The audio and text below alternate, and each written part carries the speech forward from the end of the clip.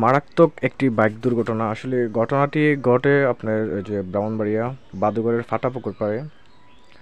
তো এখানে যানজট ছিল না মোটামুটি, দুই একটা করে অটো সিএনজি যাচ্ছিল। তো একটা আহ, হাতের ডান পাশে একটা বড় ডিস্ট্রিক্ট চলে আসে, আর সামনে দিয়ে দুইটা সিএনজি একসাথে চলে আসে।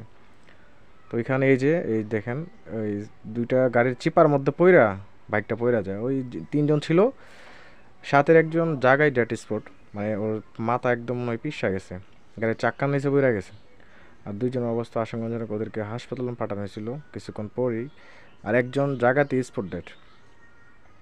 এখানে দুষ টাকার আমি বুঝতেছি না, দুষ তো মনে হচ্ছে যে বাইকওয়ালারা আছে, আবার সামনের সিএনজিওয়ালারা আছে, কারণ দুইটা একসাথে, এক পাশে ডান পাশে হচ্ছে ডিস্ট্রিক্ট আর বাম পাশে হচ্ছে সিএনজি।